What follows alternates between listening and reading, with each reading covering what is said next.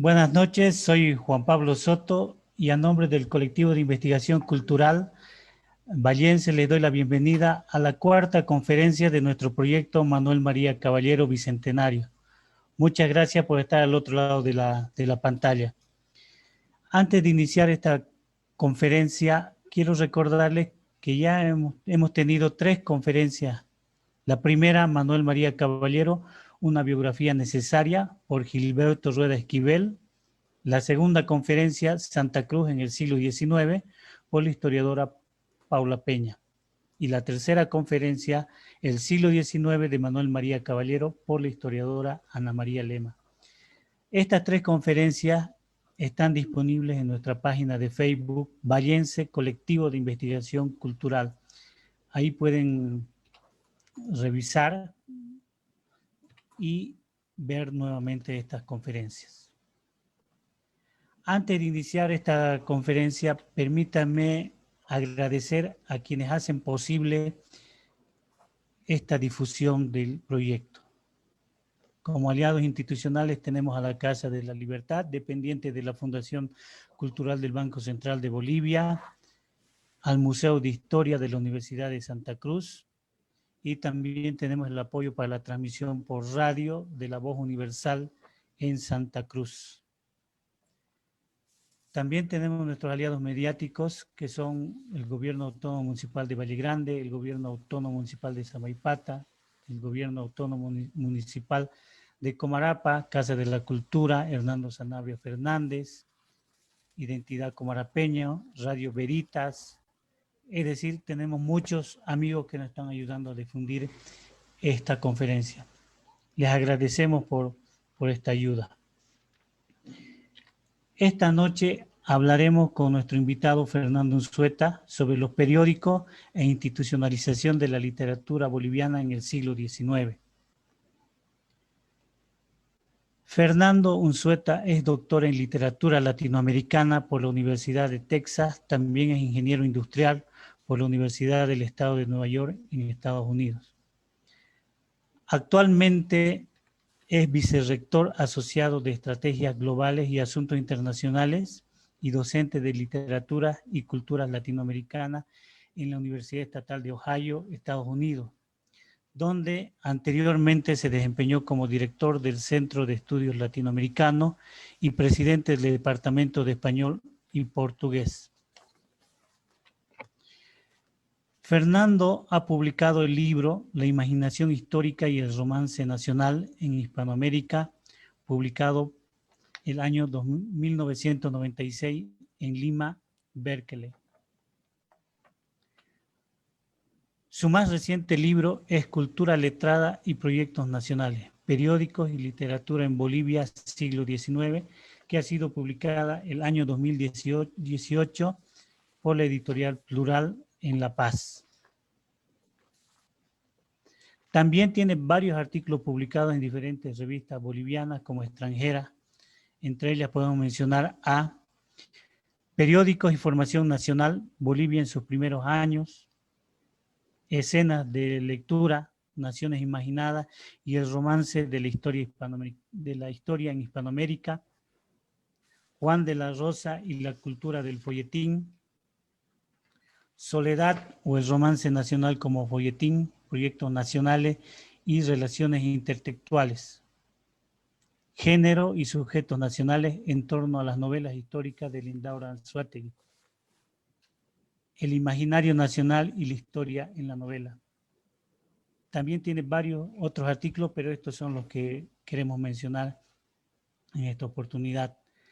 Fernando, buenas noches, gracias por aceptar nuestra invitación. Estamos muy contentos de tenerte en esta conferencia. Buenas noches, Juan Pablo, un gusto estar acá. Muy agradecido a ti y al colectivo vallense por la invitación. Es un placer compartir. Muchas gracias por aceptar, Fernando. Te cedo la palabra para iniciar la conferencia. Perfecto. Una de las dificultades es la novedad técnica. Me encantaría estar con ustedes presencialmente, pero acá estamos, ¿verdad? Básicamente quiero tratar de comunicarles la idea que los periódicos fueron centrales al desarrollo e institucionalización de la literatura boliviana y latinoamericana en general en el siglo XIX. Y fueron una pieza clave porque fueron el principal medio de difusión de la literatura y también el lugar donde se discutía lo que era y debía ser la literatura. Mi argumento central entonces es que sin periódicos en el siglo XIX no existiría la literatura como se la conoce a principios del siglo XX y en gran medida como se la conoce todavía hoy en día. Como les decía, este para mí es un nuevo medio, así que experimentaré un poco, les leeré partes y les presentaré algunas diapositivas. Básicamente quiero organizar la charla en 3 partes. Una es, y te agradezco por la presentación, Juan Pablo, pero voy a referirme a 3 trabajos míos en particular como forma de explicar el papel de la aurora literaria y quizá Caballero dentro del contexto del desarrollo de los periódicos en Bolivia. Y también quiero explicarles cómo llegué yo a dedicarme a los periódicos y a la investigación sobre periódicos en Bolivia, ¿no? Entonces, esas son las 3 partes. Empezamos entonces. Mi primer proyecto de investigación era un proyecto realmente un poco desbordado. Quería estudiar la narrativa histórica latinoamericana de principio a fin. En esa época pensaba empezar con Garcilaso de la Vega y sus comentarios reales y rastrear esa narrativa histórica, sea de ficción o historiográfica, hasta las novelas históricas de Carpentier. Por suerte, empecé el trabajo más o menos en el medio, para ser más precisos, a mediados del siglo XIX, y básicamente ahí es donde me quedé, trabajando con obras muy de mediados del siglo XIX, obras latinoamericanas. En ese contexto, el desarrollo del campo de los estudios latinoamericanos estaba básicamente surgiendo, por lo menos en la academia norteamericana, ¿no? Ángel Rama publica Su ciudad letrada en 1984, que es un libro que marca época porque da un modelo interpretativo para estudiar el papel de los letrados, de los textos, de la cultura letrada, si se quiere, en la formación y configuración de los estados.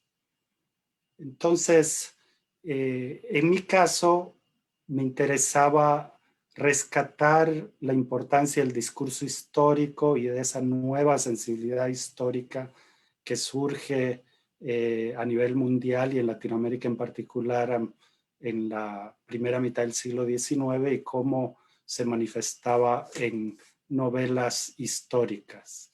La investigación en ese momento la realicé en bibliotecas, no en hemerotecas, y sin embargo, quizá por casualidad, porque esto es algo de lo cual me di cuenta después, todas las novelas que trabajé habían sido publicadas inicialmente como folletines, ¿no? No es que fuera a buscar eso, simplemente que esa fue la realidad, lo cual no debe sorprendernos, ¿no? Porque muchas de las novelas, no solo bolivianas, sino latinoamericanas, se publicaron por ese medio. No me preocupaba particularmente por los periódicos en ese momento, simplemente ponía en nota de pie de página, tal novela apareció inicialmente en tal periódico y punto. Incluí entre las varias novelas Soledad de Mitre y claro, manejé una versión moderna, ¿no? En ese contexto desarrollé el concepto del romance nacional como un género novelístico, es decir, una práctica de escritura y lectura que relaciona unos textos con otros, ¿no? Se crean, digamos, guías interpretativas de lectura y de escritura. Esta definición, en el caso de mi investigación, surge de un diálogo entre los textos y varios metatextos, es decir, prólogos, comentarios sobre novelas, etc. Es decir, creo que se va perfilando una especie de poética en la novela latinoamericana, en esos prólogos, en esos textos críticos, ¿no? Esa es una aproximación, fue mi aproximación al género. Hay varias otras que hacen lecturas alegóricas a partir de un modelo teórico o a partir de teorías contemporáneas, ¿verdad? El resultado de este primer trabajo fue el primer libro que mencionaste. Poco después de concluir esa etapa de mi trabajo de investigación, decidí dar el siguiente paso, es decir, buscar en archivos, en hemerotecas, cómo se publicaron esas novelas. Y ahí empecé a hacer varios viajes a Sucre hacia 1990, 93, y vuelvo a Sucre cada que puedo, ¿verdad? Cada año, cada 2 años, cada 3. Y nunca he podido quedarme por varios meses, pero en más de una ocasión he podido quedarme por un par de semanas o más tiempo trabajando en el archivo y la Biblioteca Nacional, ¿no? Ahí nos hemos visto, Juan Pablo, más de una vez. Encontré soledad en la época y encontré muchas otras cosas más. Es más, mientras más examinaba los periódicos, más me entusiasmaba con los periódicos y menos me preocupaban las novelas y menos me preocupaban autores particulares. Es decir, me empecé a concentrar en los medios de publicación y en los procesos de publicación. En ese contexto fue que publiqué Periódicos y Formación Nacional. Me concentro en los primeros años del periodismo boliviano, las primeras décadas, digamos, ¿no?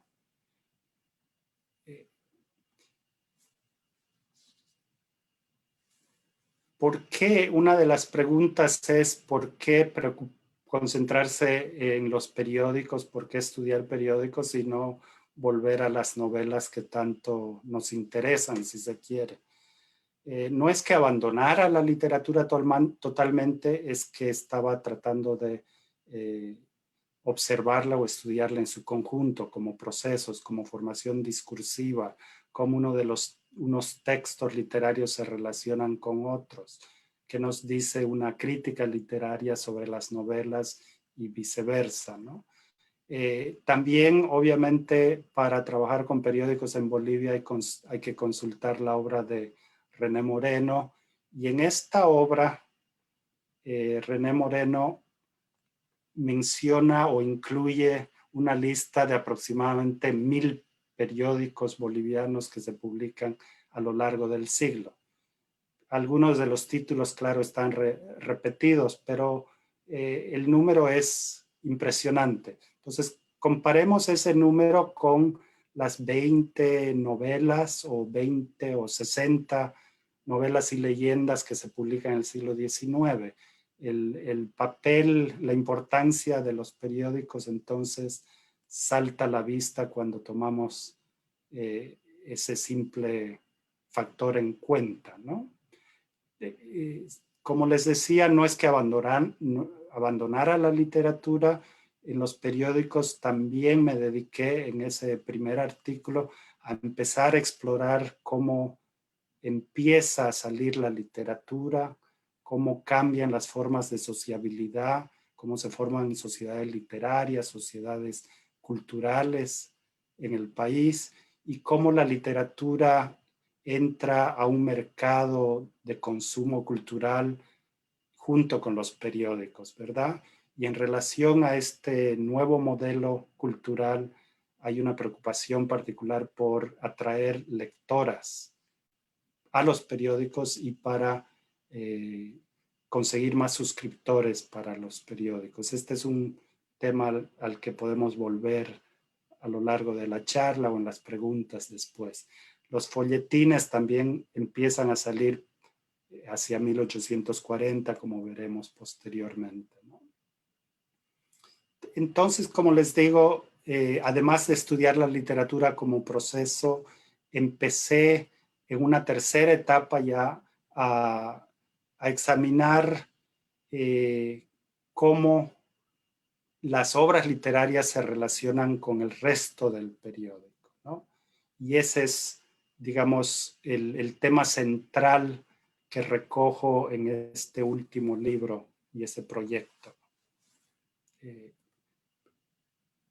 Ahí volvemos a ver, por ejemplo, cómo se publica Soledad en la imprenta de la época. La época, como sabrán, fue el primer diario, publicación periódica boliviana que empieza a salir cada día.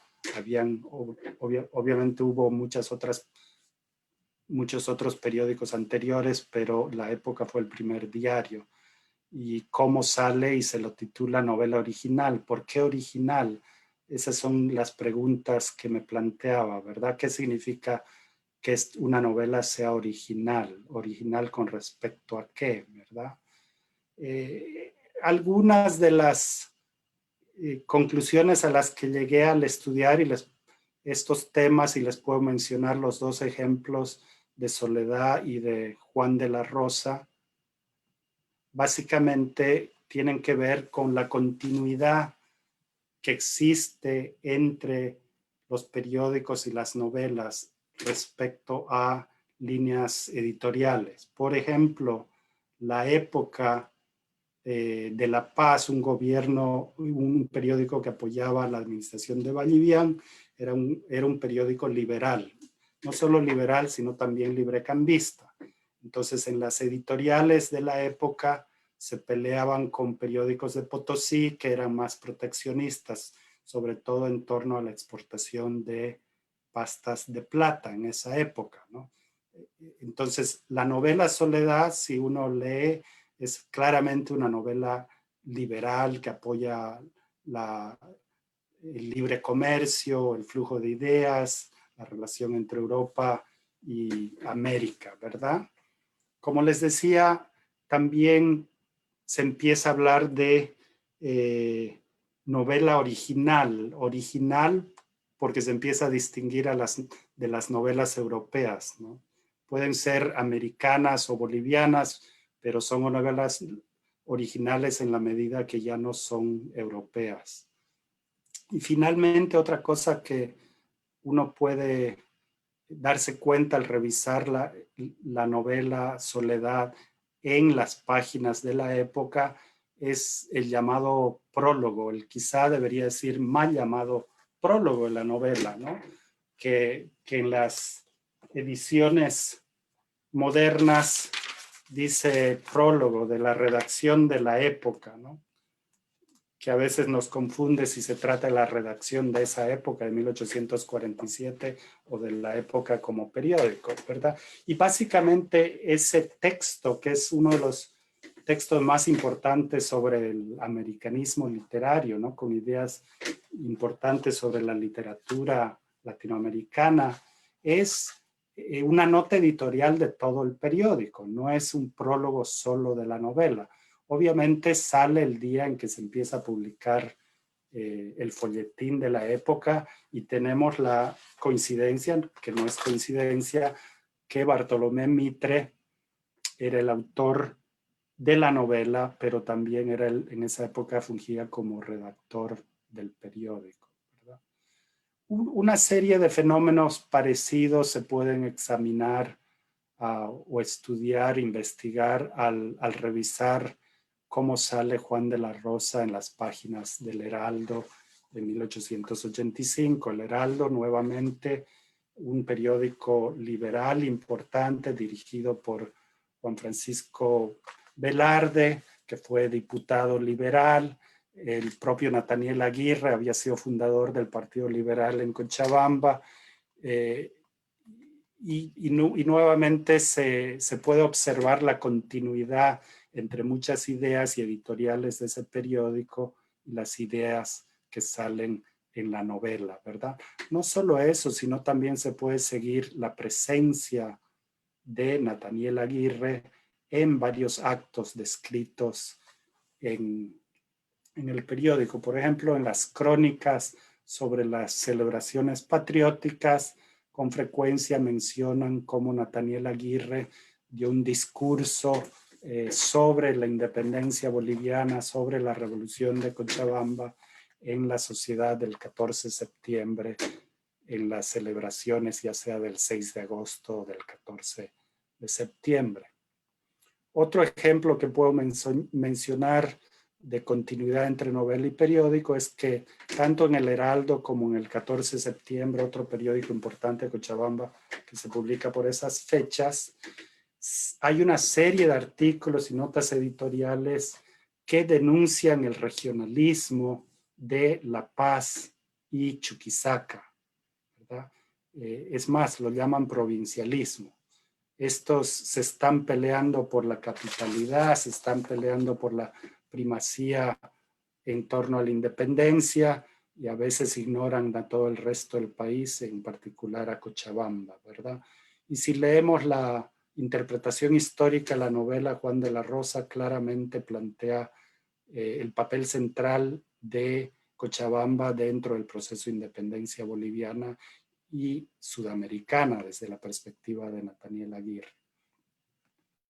Asimismo, si bien no tenemos la editorial de Juan de la Rosa o el prólogo de Juan de la Rosa no es la editorial del periódico, curiosamente, tanto en el Heraldo como en otros periódicos nacionales, poco después de la publicación de la novela, empiezan a salir editoriales que citan textualmente la novela Juan de la Rosa como documento histórico sobre la revolución de 1810 en Cochabamba, ¿verdad?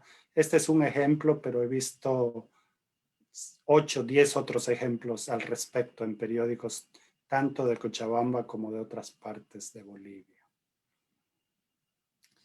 En una segunda parte, y no sé si Juan Pablo, si quieren hacer preguntas ahora o al final o después, quieren pararme cuando quieran, en realidad, como prefieran. Fernando, lo que solemos hacer es que una vez concluida la conferencia, leemos las preguntas que nos están haciendo por Facebook. Entonces, les invitamos a los que nos están siguiendo a realizar las preguntas mediante Facebook, nuestra página Vallense Colectivo de Investigación Cultural, y al final leemos las preguntas y vamos resolviéndolas. Perfecto, gracias Juan Pablo. Ahora, a vuelo de pájaro, quiero darles una visión bastante amplia sobre cómo aparece, cómo se transforma la literatura en las páginas de los periódicos bolivianos del siglo XIX, y por motivos prácticos divido esto en 3 etapas, un tanto arbitrarias, pero creo que hay motivos claros para usar esa división o alguna parecida, ¿no? Y acá les voy a leer partes y voy a volver a comentar algunos elementos. El largo artículo Literatura Boliviana de Abel Alarcón, publicado en 1917, constituye una de las primeras historias de la literatura nacional, y en él señala que, y cito, la composición de guirnaldas y oraciones fúnebres, el cultivo del libelo, sino el panfleto de la adulación baja, la publicación de la contienda jurídica y la elaboración de manifiestos políticos, constituyó mejor faena para la mayor parte de nuestros hombres de pensamiento. Los varios géneros mencionados son algunos de los que salían regularmente en folletos o en las páginas de los periódicos del largo siglo XIX y que han desaparecido de las historias literarias. Alarcón explica el atraso de las letras en países como Bolivia, indicando, y cito, que no se abrieron cauces de cultura literaria a no ser mucho después de haberse constituido en pueblos independientes. Los cauces de la literatura son precisamente los periódicos y revistas, además de los menos comunes libros. Desde la perspectiva de principios del siglo XX, cuando Alarcón escribe su ensayo, la cultura literaria nacional está ya mucho más establecida y tiene órganos de publicidad importantes y relativamente especializados, que comentan o publican sobre teatro, sobre poesía y sobre novelas o narrativa en general. La novela en particular es considerada como el género literario más atrayente, el más vasto y el más educador, dice Alarcón.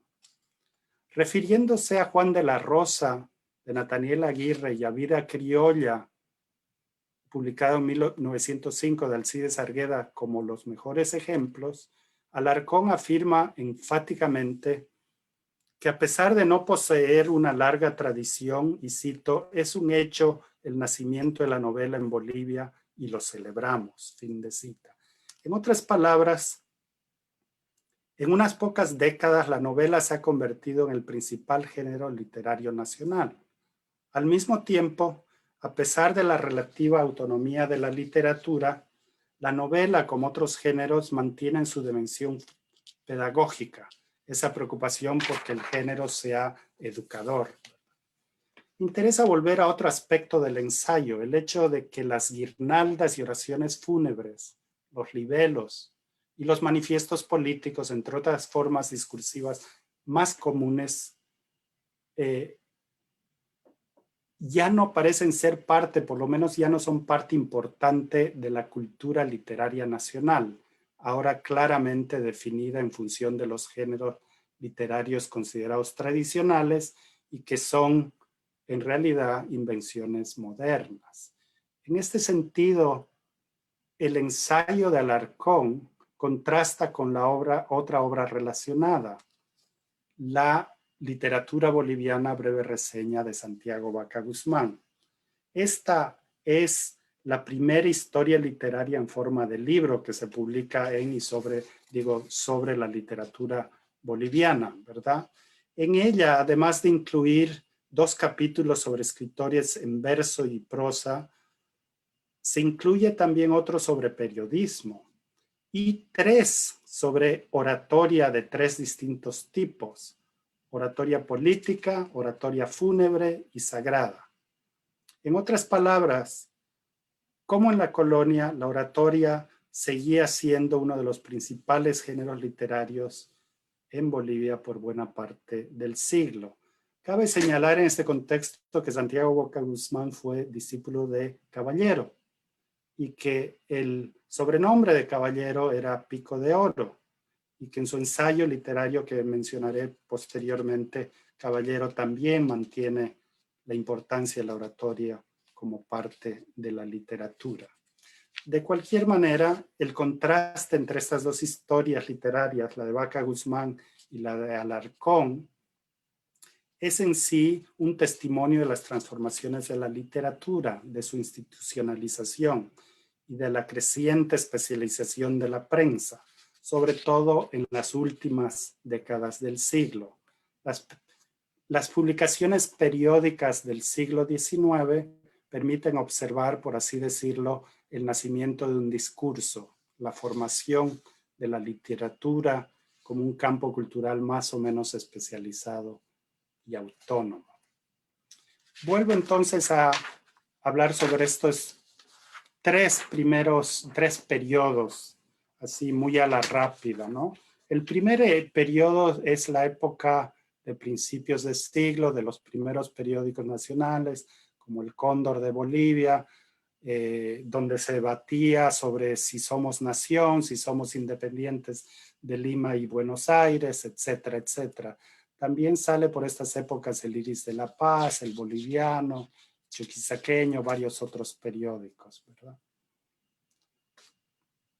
En este periodo inicial, desde los inicios de la prensa nacional hacia 1825 hasta 1840 o pocos años más, la palabra clave es ilustración. La escritura es privilegio de pocos, la prensa parece orientarse hacia grupos minoritarios, aunque apuesta a su poder para ilustrar a muchos más. En los periódicos de los primeros años de vida republicana se usa la palabra literatura prácticamente como sinónimo de lo que la crítica contemporánea denomina discurso. Bajo esa etiqueta caen todo tipo de escritos sobre las ciencias humanas, sociales o naturales, e incluso sobre temas religiosos. En el primer número de la Gaceta Chuquisaca se felicita a otro titular y se alienta la publicación de varias otras hojas. Y cito, también se preparan otros periódicos, dice la Gaceta, que breve deben salir a disfrutar de la luz pública, pues las personas ilustradas de grande opinión hallan en la época presente un vasto campo donde pueden difundir su elevada literatura. Fin de cita. Desde uno de los primeros periódicos bolivianos, entonces, se alude aquí a varios de los temas que caracterizarán la prensa por varias décadas. La importancia de hacer pública la opinión de las personas ilustradas, entre comillas, y no necesariamente, claro, la de cualquier boliviano. La importancia de difundir esa elevada literatura entre un público lector más amplio, por más reducido que fuera inicialmente, y la idea que la prensa abre un nuevo espacio, un vasto campo de posibilidades en una nueva época. En ese sentido, sin desprenderse de una visión jerárquica de la sociedad, la prensa apuesta claramente hacia un imaginario social moderno. El principio de la igualdad simplemente se defiere y se proyecta al futuro ante la realidad de las desigualdades, la falta de educación de las mayorías y la percepción de la superioridad de las élites como algo natural. La palabra literatura en este contexto tiene connotaciones mucho más amplias que en el presente o incluso que a mediados o fines del siglo XIX, próximas a la noción ilustrada de letras humanas.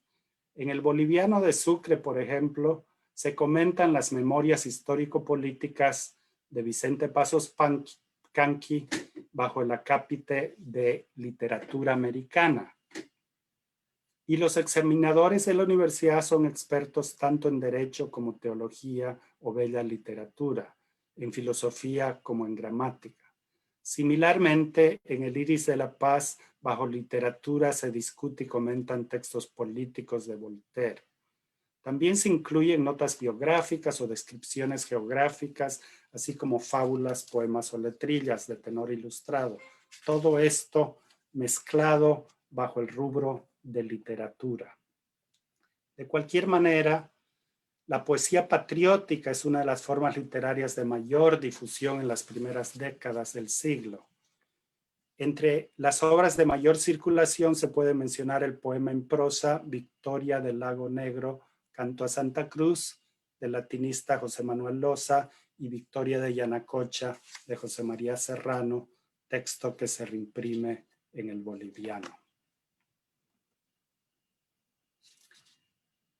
En el segundo periodo, este periodo formativo, que es realmente muy amplio, si incluimos las 4 décadas de los 40 a los 80 y se puede dividir en varias partes, tenemos periódicos importantes como La Época, que ya mencioné, la importancia de los folletines resulta fundamental en esta época, la introducción de notas sobre literatura.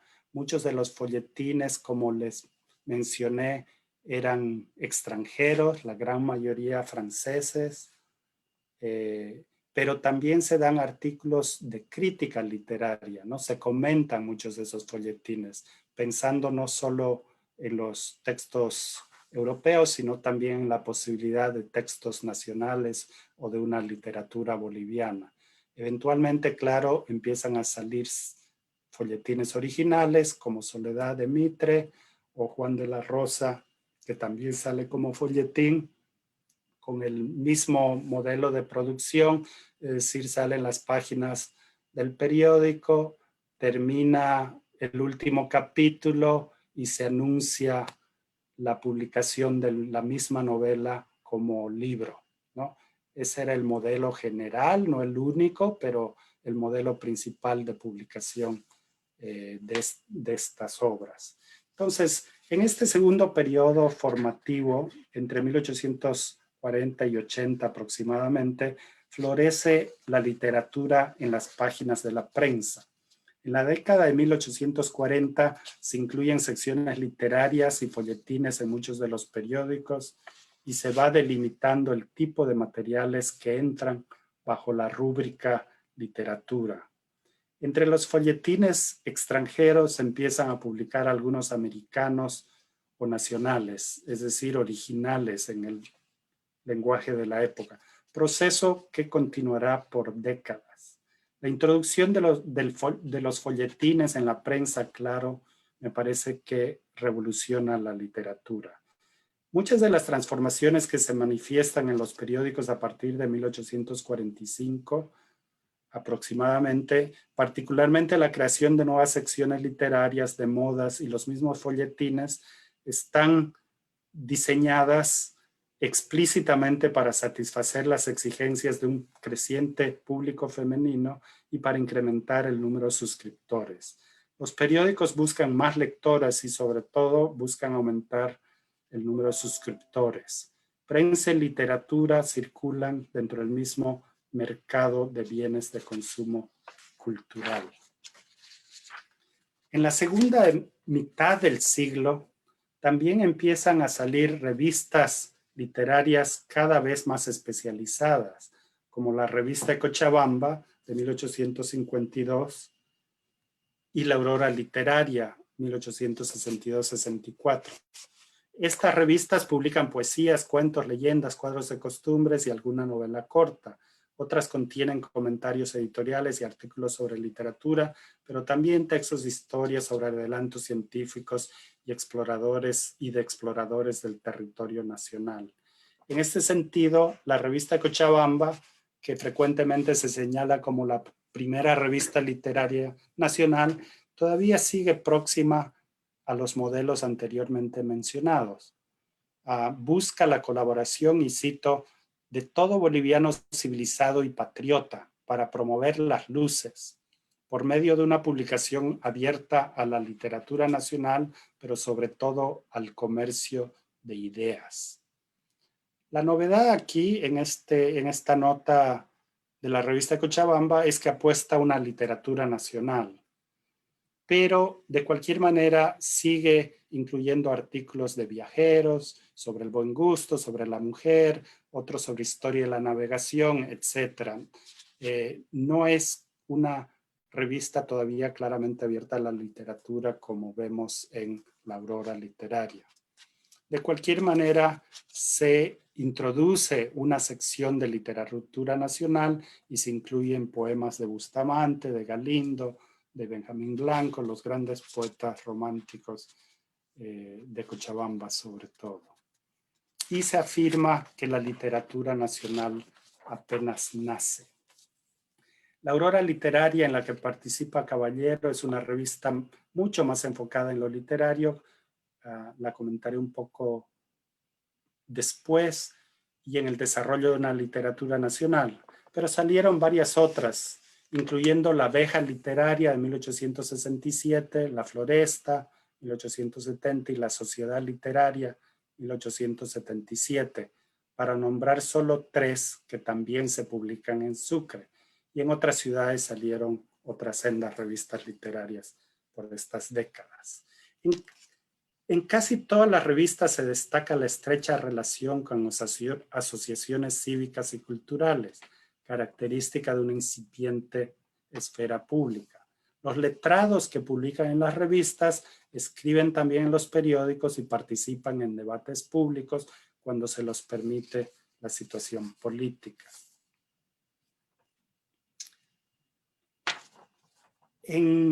A finales de siglo se publican revistas, como en el resto del continente circulan una serie de revistas de excelente calidad dedicadas únicamente, entre comillas, a la cultura superior.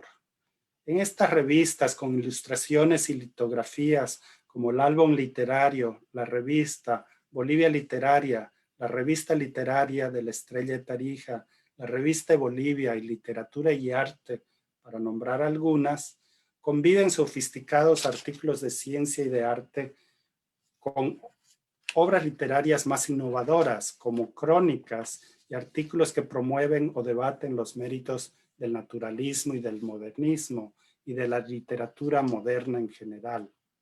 Las referencias a lo estético y su relación con el espíritu humano de estas publicaciones apuntan a un nuevo papel de la literatura en la cultura letrada y la sociedad bolivianas.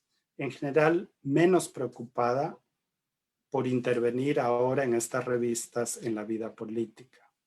En resumidas cuentas, la gradual institucionalización de la literatura a lo largo del siglo XIX se produce sobre todo en la prensa, por medio de revistas y secciones literarias en periódicos, y también a través de publicaciones de antologías, manuales y tratados sobre literatura, y por medio de artículos sobre literatura y sobre literatura nacional en particular. Esta institucionalización no necesariamente expresa el desinterés kantiano del arte o que la literatura pretenda alejarse de la realidad, sino simplemente una mejor definición del campo discursivo literario. Otra forma de seguir la institucionalización de la literatura es a través de los anuncios publicitarios que salen en la prensa sobre libros en venta o que se necesitan. Estas secciones constituyen un índice de las fluctuaciones de los gustos del público lector a lo largo del siglo. ¿Por qué se alejan las revistas de lo político? Y esto es algo que hay que considerarlo en cada caso en particular. Y una posibilidad es simplemente que las revistas se declaran esencialmente literarias porque no quieren ser intervenidas por el gobierno, ¿verdad? Porque hubo muchos casos de clausuras de revistas. En ese sentido es difícil deslindar si realmente había un rechazo de la política o simplemente querían evitar la censura política que era muy común en esta época.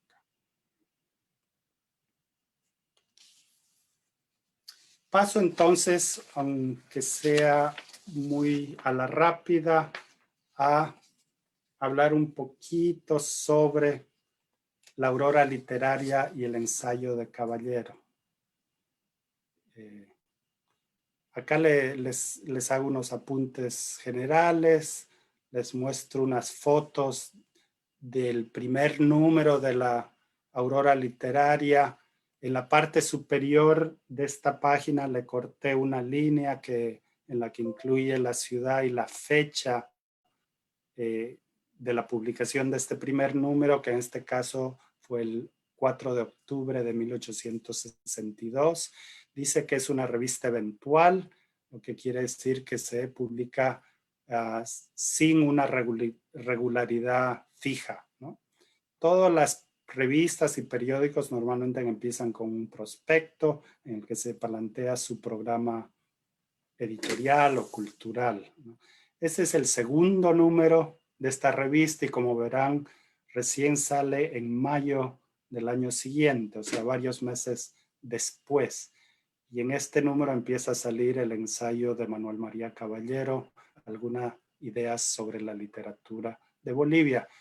La Aurora también tiene un folletín, como pueden ver, pero también incluye poemas y otros textos literarios fuera del folletín, simplemente en el cuerpo de la obra. ¿No? La Aurora literaria sale en dos series. La primera con publicaciones eventuales entre octubre de 1862 y fines de 1863. Y la segunda o el segundo año sale mensualmente en 1864.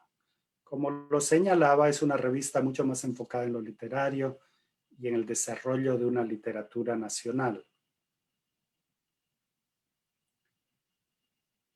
Su objeto, tal como se define en el prospecto, es publicar las composiciones que, ensayando diferentes géneros de literatura, quieren librar al fallo de la opinión a algunos amigos. Como en la mejor tradición romántica, literatura y crítica o reflexión literaria debían ir de la mano.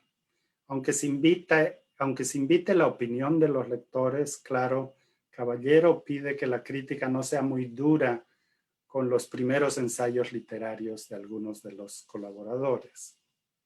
En particular, la Aurora quiere tanto demostrar el estado de nuestra literatura, entre comillas, publicando obras y escritas, como, cito, impulsar a los talentos que empiezan. Por lo tanto, en esta revista publican poetas o letrados ya consagrados o maduros, como Ricardo Bustamante o el propio Manuel María Caballero, y otros más jóvenes, como Jorge Delgadillo, entre otros. La revista está directamente involucrada en el proyecto de crear una literatura nacional. En cierto tiempo, señala, y cito, la producción intelectual de los jóvenes talentos permitirá la fijación o determinación de una literatura, fin de cita. En este primer número, en la sección del folletín que sigue al prospecto, se publica En presencia de la estatua de Bolívar, un poema de Ricardo Bustamante que añade un toque sentimental a la ya tradicional poesía patriótica de principios de siglo. El prospecto también destaca la novedad de su emprendimiento cultural, que llama la atención a los lectores hacia el aspecto literario y otros elementos estéticos, la forma, la expresión de la producción intelectual boliviana. Evitando la política, y cito, esta publicación no tiene por objeto propaganda de ideas y mucho menos de ideas políticas. Busca el progreso literario más que, o por lo menos más abiertamente que, un proyecto político para la nación. Aunque veremos que prescindir de lo político resulta imposible y que en los distintos programas literarios de la época, literatura y civilización son inseparables. Los progresos de la literatura reflejan y guían los de la sociedad según el propio prospecto y según el ensayo de Caballero. Asimismo, la revista comenta sobre cuestiones internacionales de interés nacional, como el conflicto en Mejillones, por ejemplo, y Caballero escribe sobre tratados con el Perú. En la segunda página del primer número de la revista se transcribe el discurso de Caballero en la instalación de la Sociedad del Progreso, una reunión literaria.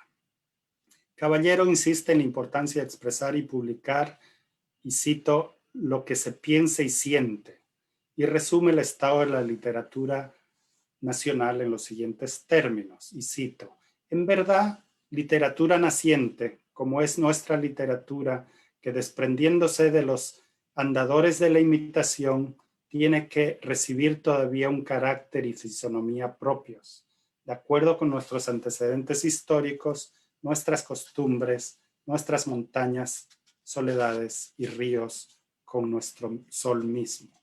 Fin de cita. Una literatura nacional, en otras palabras, debe ser original y dejar, o por lo menos reducir la imitación, de manera que pueda dar cuenta de la historia, las costumbres y la naturaleza del país. La literatura boliviana, por otro lado, se describe como literatura naciente y en necesidad de cultivo y promoción.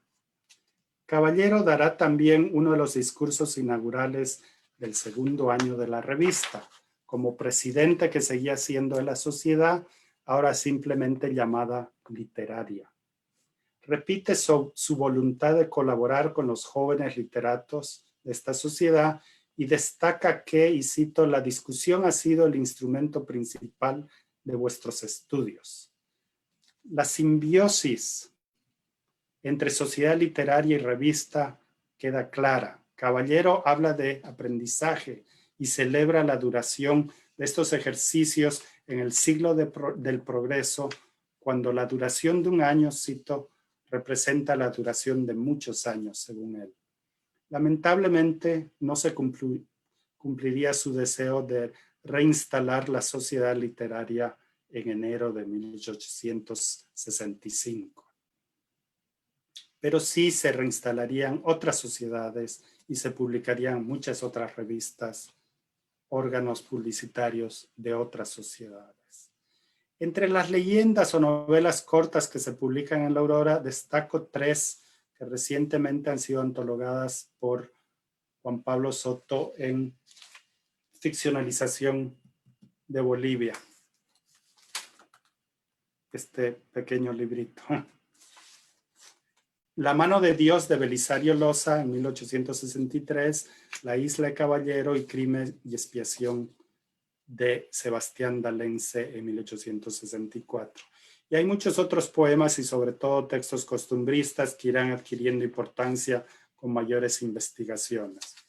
Asimismo, además del ensayo y algunas ideas sobre la literatura de Bolivia de Caballero, Jorge Delgadillo publica breves reflexiones sobre nuestra literatura y Sebastián D'Alence reflexiones literarias.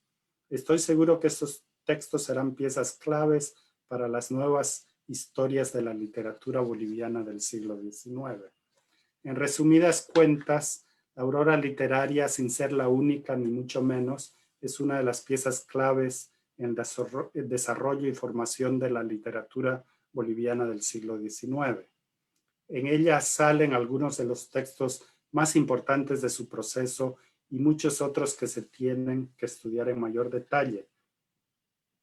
De igual importancia me parecen los artículos críticos, reflexiones sobre lo que es y debe ser una literatura nacional, que tanto la describen como la alientan. Las obras literarias y el pensamiento crítico van constituyendo esta literatura nacional incipiente que inicialmente se articula como proyecto diferido al futuro en las páginas de las revistas y otras publicaciones periódicas. En palabras de Caballero, se trata de, y cito, formar la utopía de lo que llegará a ser la literatura en Bolivia. A fines del siglo XIX y principios del XX, el mismo tipo de publicaciones, sin abandonar la idea de fomentar la literatura como parte de un proceso o sin afirmar que se ha logrado la utopía literaria que buscaba Caballero, expresaban ya mayor satisfacción con lo alcanzado en las últimas décadas y afirmaban, como en el citado ensayo de Alarcón, que por lo menos el nacimiento de esa literatura era ya un hecho en Bolivia, un hecho que se logra, como les vengo sugiriendo, gracias a la prensa. Gracias. Gracias, Fernando, a ti por tan brillante exposición. Lo que solemos hacer es que al finalizar la conferencia vamos leyendo algunos mensajes que nos han mandado a nuestra página Vallense Colectivo de Investigación Cultural. Te voy a leer algunos mensajes que nos han enviado mientras tú estabas disertando. María Pía Franco nos dice: buenas noches desde Santa Cruz, un gusto inmenso poder escuchar al doctor Unzueta.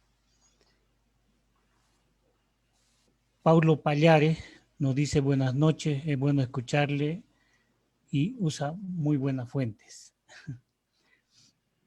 Ana Rebeca Prada nos dice: hola Juan Pablo, Fernando, un abrazo a los dos y felicidades por tan lindo evento. Hay de muchos lugares que nos han seguido. Carlos Ruiz, buenas noches y saludos desde Chicago. A una señora Alarcón nos dice: buenas noches a todos desde Yayagua. Entonces hay de varios lugares que nos han seguido, Fernando. Y aquí viene la primera pregunta, ¿no? Andrés Peña nos dice: al haberse perdido muchos periódicos por su propia naturaleza fugaz, ¿es probable que existan más novelas y relatos literarios perdidos? Creo que esa es la pregunta para Juan Pablo Soto, ¿verdad? Es cierto que se ha perdido mucho, entonces han quedado algunas de las novelas que Juan Pablo ha rastreado y ha rescatado, algunas quedan incompletas.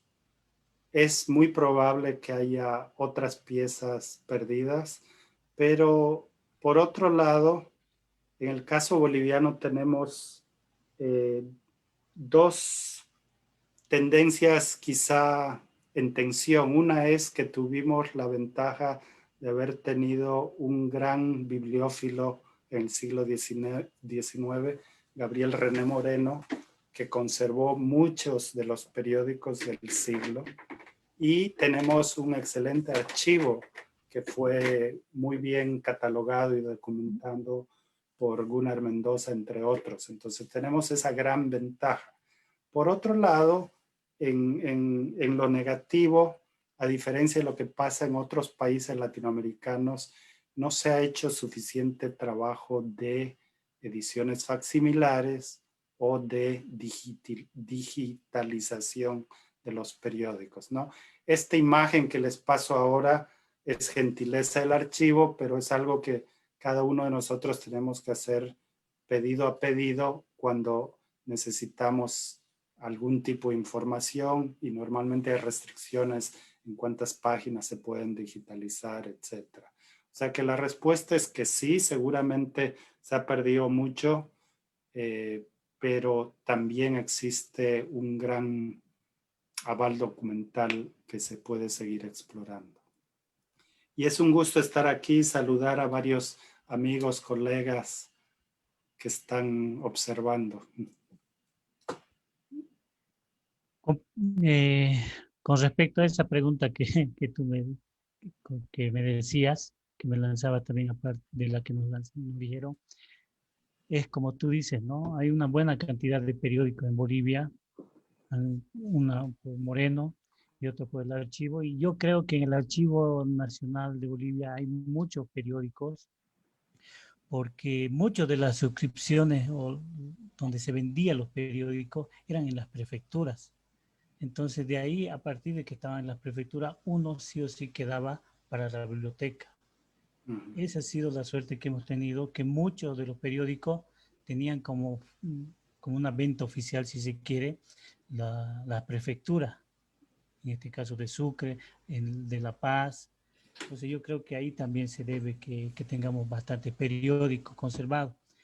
Ahora, con respecto a que hayan novelas perdidas, posiblemente, pero con el rastreo que se ha hecho, puede ser que hayan algunas incompletas, quizás, ¿no? En el libro que tú mencionaste de ficcionalización, hay unas 3 novelas que están incompletas justo por eso, ¿no? De que se han perdido algunas colecciones. Hay algunas colecciones que no te permiten visitarlas y hay otras colecciones también que están en manos privadas, ¿no es cierto? Que dificultan un poco la investigación de este siglo y de la prensa. Sí. Pasando a otra pregunta, Evangelio Muñoz nos pregunta, ¿cuál era el discurso de la prensa literaria respecto a la independencia? De la independencia de Bolivia, supongo, se celebraba, ¿verdad?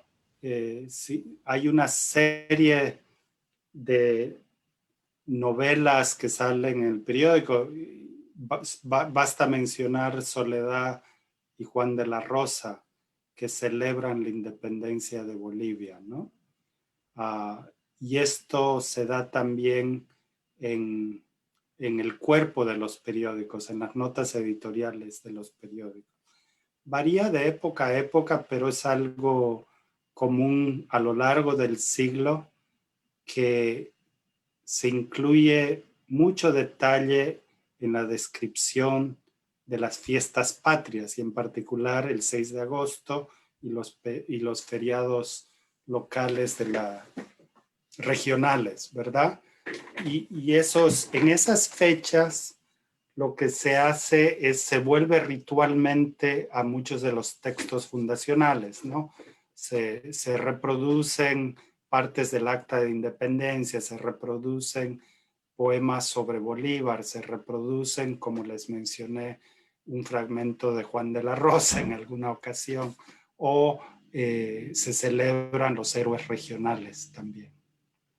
O sea que hay una estrecha relación con el patriotismo que celebra la independencia. Gracias, Fernando. Alan Castro desde La Paz, un querido amigo que nos ha seguido en esta transmisión, nos pregunta, ¿las traducciones en los periódicos eran en su mayoría locales? Y algunos síntomas importantes de transición al siglo XX que se puedan comentar. Buenas preguntas. Normalmente en el siglo XIX decía traducido para la época, y eso quería decir que era una traducción local, ¿verdad?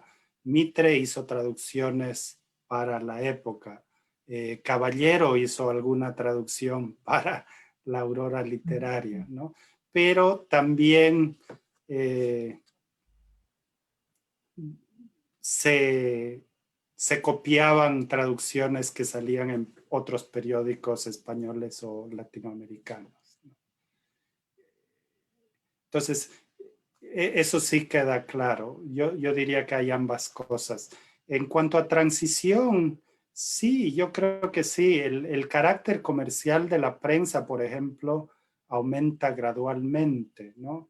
En alguna ocasión para ese último libro empecé a contar anuncios publicitarios y el cambio entre lo que pasa hacia 1870 con lo que pasa hacia 1880 y pico es dramático, ¿no?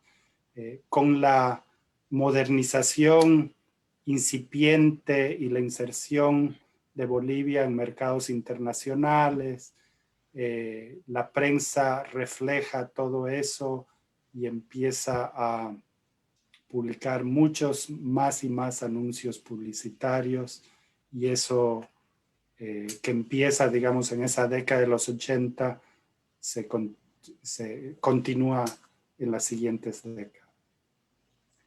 También hay cierto grado de profesionalización, ¿no? Los escritores son ya un poco más estables. Hay periódicos que contratan a literatos para trabajar como redactor en la redacción de los periódicos. No es que sea un sistema perfecto todavía, pero a fin de siglos se nota mucho más profesionalización. Marcelo Paz Soldán, del editorial Nuevo Milenio, del Cochabamba, nos pregunta, ¿se puede comentar un poco más de la primera edición de Juan de la Rosa? Marcelo, ¿qué tal? No sé si te refieres a la primera edición como libro, la primera edición como folletín, ¿no? Esa es una de las preguntas que no queda claro. La primera edición que sale como libro, como en el caso de Soledad, simplemente prácticamente se empastaba lo que había salido en las otras páginas.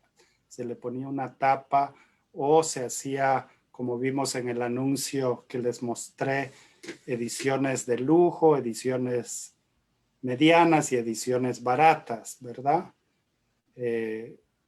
No cambia prácticamente nada. Creo que parte del título, la idea de Cochabamba que salía en el primer folletín no sale en la primera edición o algo así, pero los cambios son mínimos. Y lo mismo dentro de la obra. No he hecho un seguimiento línea por línea, pero estoy casi seguro que se puede afirmar eso. Curmi Soto de La Paz, una querida amiga también nuestra, nos pregunta, ¿se puede explicar un poco más de los mecanismos de censura? Los mecanismos de censura, básicamente hay una serie de escritos normalmente post facto, ¿no? Que cuando se reabre un periódico después de haber sido clausurado, frecuentemente después de un nuevo cambio de gobierno, se lamenta el hecho de que fueran cerrados por el anterior gobierno, ¿no? Ese es el hecho más directo. También hay quejas en algunos periódicos sobre la forma en la cual el gobierno manipula la publicidad, a quién le da los contratos para publicar las leyes del gobierno, por ejemplo, ¿no? Entonces, esa es una forma de censura económica, si se quiere, que empieza lamentablemente en el siglo XIX, ¿verdad? Así, esas son las dos formas básicas, Kurmi. Fernando, yo alguna vez encontré, ya a manera de comentarte, una publicación donde decía que le habían censurado un periódico en La Paz, no recuerdo el nombre, fueron los del gobierno, fueron algunos militares, y ¿qué es lo que hicieron? Agarraron todas las cajas, las mezclaron por todos los tipos, digamos, y luego tapiaron la puerta. Ese es el único caso que yo he visto que ha habido de censura así, ¿no? Luego después no he podido encontrar más, digamos, ¿no? Ese ha sido un caso muy, muy específico en La Paz. Sí, no hay una evidencia clara, pero digamos, entre líneas se lee que, en los artículos de Acosta, de Gunnar Mendoza, de Salas, sobre los primeros artículos sobre la prensa, mencionan claramente que se cerraban varias revistas por cambios de gobierno, ¿verdad? Creo que en el artículo, ese artículo que cité, menciono el caso de un periodista que sale al exilio y vuelve 5 años después y retoma la publicación de su periódico y lo menciona entonces que tuvo que salir. Que fue cerrado, me parece, bajo la administración de Santa Cruz, o sea, muy temprano en el siglo. Hay periódicos, El Cóndor Restaurado, me parece que también sufren ese fenómeno, que el Cóndor inicial fue clausurado y luego sale con un nombre modificado. La otra forma era, por ejemplo, cambios, si los gobiernos subsidiaban la prensa de una forma u otra, cambiaban el equipo editorial y un periódico liberal se volvía belcista, ¿verdad? Eso sucede con La Época. La Época es claramente un periódico bolivianista hasta que Bolivian sale de Bolivia y se vuelve un periódico claramente belcista, ¿no? Román Vázquez nos pregunta, Fernando, ¿se podría afirmar que con la aurora literaria nació la crítica literaria periódica en Bolivia? Yo no iría tan lejos, creo que es una de las revistas más importantes, pero por ejemplo para mí ese mal llamado prólogo de Mitre es uno de los documentos más importantes de la crítica literaria y el americanismo literario en Bolivia y sale varios años antes, ¿verdad?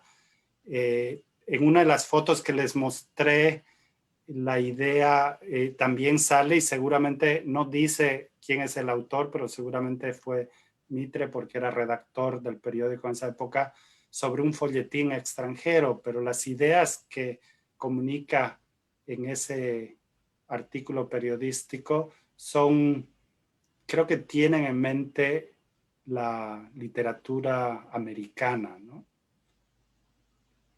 Y sí salen artículos sueltos en varios periódicos a partir de la década de los 40 sobre literatura nacional, sobre una obra específica u otra, que si se rastrearan bien y se antologaran bien, constituirían digamos, la formación de esa historia de la crítica literaria. Los 3 ensayos que señalé, el de Delgadillo, D'Alenze y Caballero en La Aurora, claramente son algunos de los más importantes, pero quizá no los primeros, ¿verdad?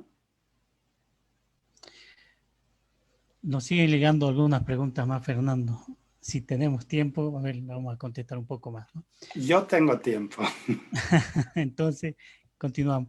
Lucy Araníbar nos pregunta, ¿la prensa es iniciadora de la nueva literatura nacional o fue solo un medio más de producción literaria? Es buena pregunta, Lucy. Yo creo que es más que un medio, ¿verdad? Porque la prensa, las sociedades literarias van juntas. Entonces, sin sociedades literarias, sin prensa, no se hubiera desarrollado la literatura como se lo hizo, ¿no? Yo creo que obviamente muchos autores hubieran escrito por su cuenta, pero es poco probable que hubieran tenido los medios y las posibilidades de publicar y de difundir su literatura. Entonces, la prensa me parece indispensable en el desarrollo de la literatura.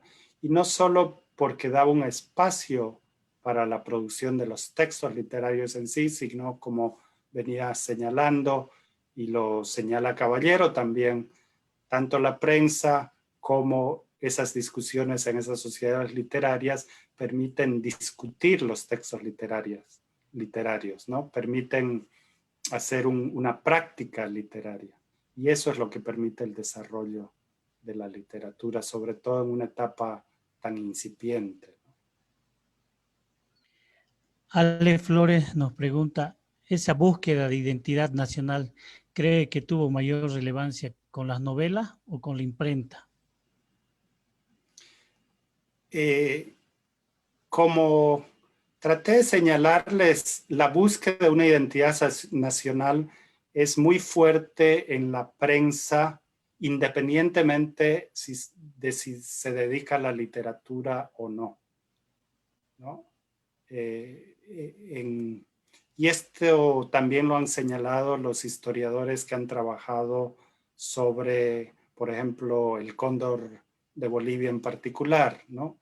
Que en la administración de Sucre utilizó el cóndor de Bolivia para defender los intereses bolivianos ante las pretensiones tanto de Argentina como el Perú, que a la vez se manifestaban mediante la prensa de esos países. O sea que la relación entre los intereses del Estado y de lo nacional son muy estrechas, no solo en Bolivia, sino también en los otros países.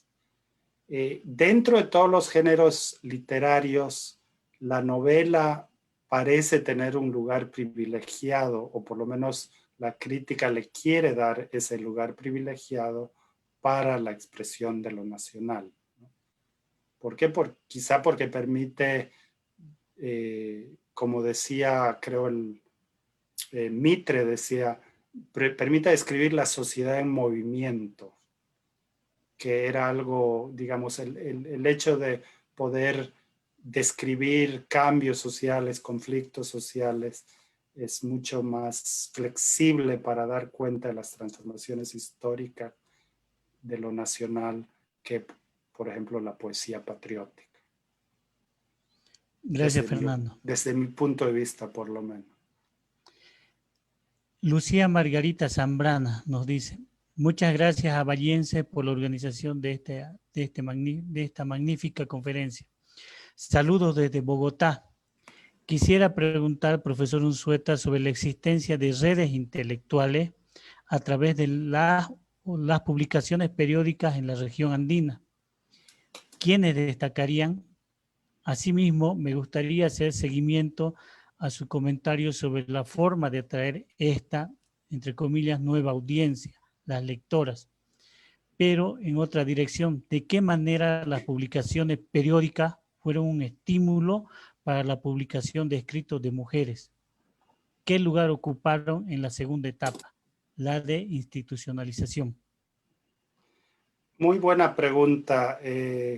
Kurmi Soto, que nos hizo la otra pregunta, ha trabajado sobre las redes literarias, sobre todo de mujeres, ¿verdad? Entonces,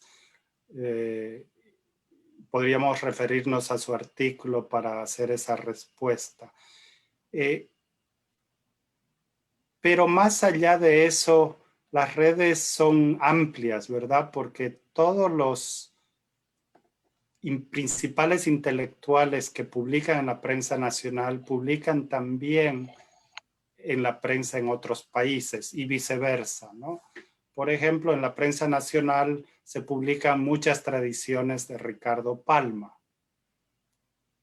Asimismo, Santiago Baja Guzmán está publicando sus novelas en Buenos Aires y remite algunos de sus escritos a los periódicos bolivianos. O sea que hay relaciones muy fluidas entre, no todos, pero varios de los intelectuales principales de Bolivia en el siglo XIX. El caso de René Moreno también sería paradigmático en ese sentido. En cuanto a la participación de mujeres, cada país tiene su propia dinámica y es importante ver cuándo se empiezan a insertar, digamos, escritoras, mujeres dentro de la esfera pública, los periódicos en particular, ¿verdad? En la Aurora Literaria, acá estoy viendo el índice del segundo tomo del año 2, tenemos la participación directa de Carolina Freire de Jaimes, ¿verdad?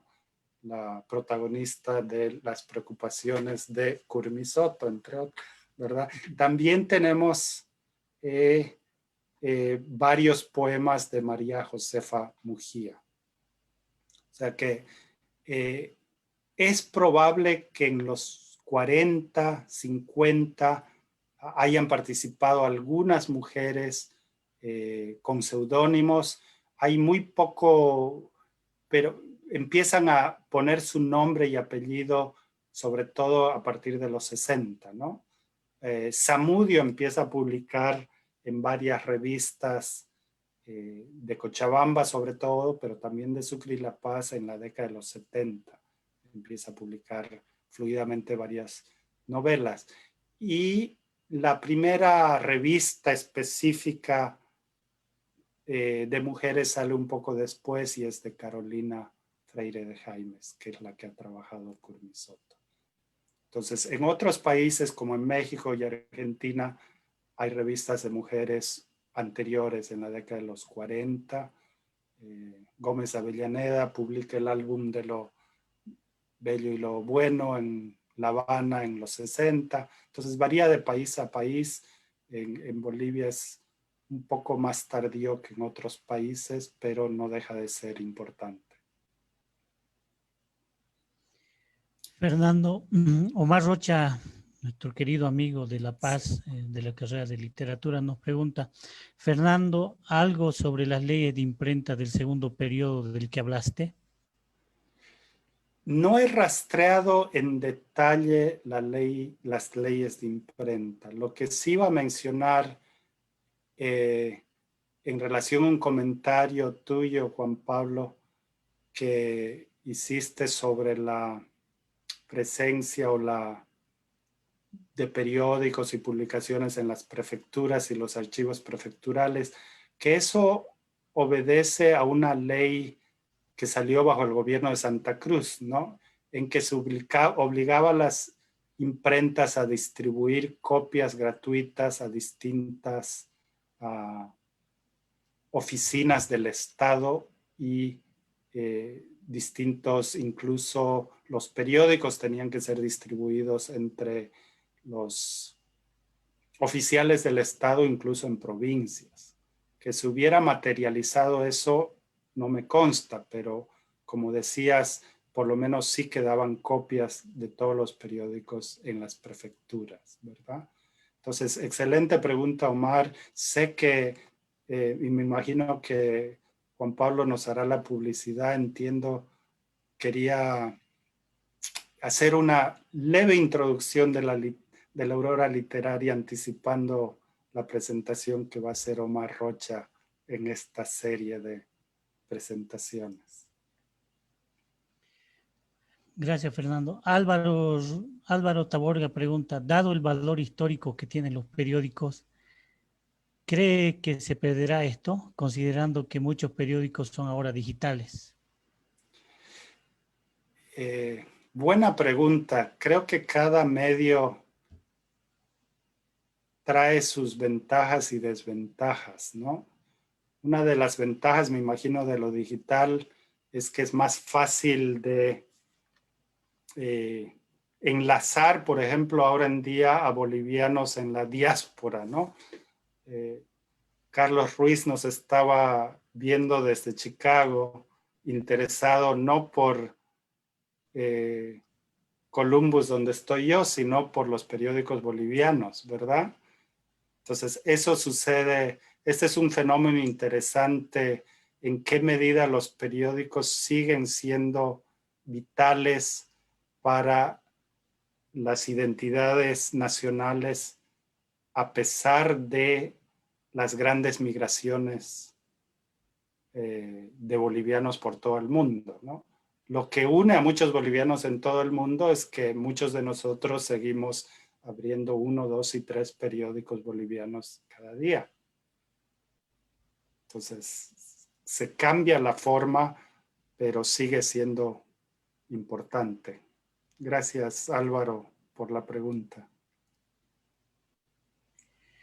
Una última pregunta, tal vez para ir finalizando, Fernando, es de la Fraternidad Manuel María Caballero. Nos dice, más que todo conocer su criterio respecto a la literatura boliviana y su resiliencia respecto a llegar a las nuevas generaciones digitales. Precisamente eso, ¿no? Creo que es importante hacer esfuerzos colectivos para digitalizar más producción nacional, digitalizar más periódicos, ¿no? Tuve una estudiante salvadoreña que hizo una tesis sobre periódicos salvadoreños del siglo XIX y ella me comentaba que, según su investigación, pudo encontrar, ella creía que pudo ubicar por lo menos 60% de la producción periodística de Salvador del siglo en microfilm y en forma digital.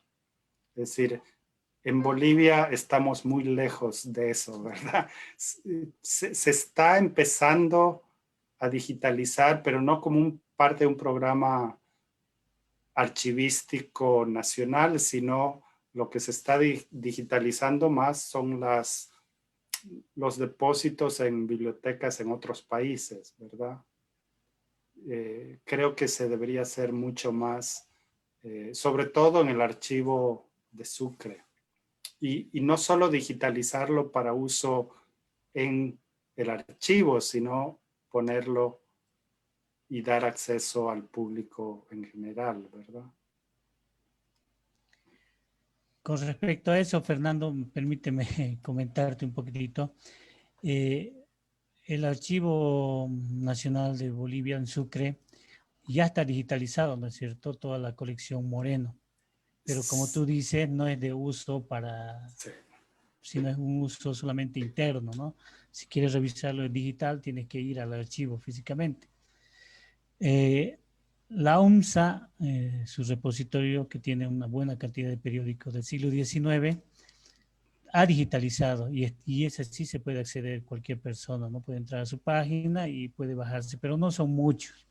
Debe ser un 10%, un poco menos quizás, de lo que tiene resguardado la UMSA. Otro proyecto que conozco que se está realizando es en La Paz, ¿no? En la Biblioteca Municipal. Si bien tiene muy pocos periódicos del siglo XIX, también se los está digitalizando. He sabido que ya estaban a punto de concluir y lo iban a lanzar. Luego la vicepresidencia, el archivo de la vicepresidencia del Estado, también ha digitalizado periódicos, pero son muy pocos, son 3 títulos, creo, ¿no? Del siglo XIX, que eso sí se puede acceder también entrando a su página. Creo que hay algunos avances, ¿no es cierto?, en esto de la Claro. digitalización, pero son mínimas a lo que tú acabas de mencionar, un 60%. Sí. Nosotros estamos hablando de un 15%, 20%, tal vez menos de lo que se ha digitalizado a nivel nacional en estos repositorios que te comento. Bueno, lo importante es que se está empezando a hacer, ¿verdad? puede que estemos tarde, pero lo importante es que se empiece y que se siga así, y que se lo haga bien, ¿verdad? Fernando, con esto creo que hemos concluido las preguntas. Te agradezco mucho, pero antes que despedirte quiero agradecer y saludar a quienes hacen posible estas transmisiones y son parte del colectivo bahiense.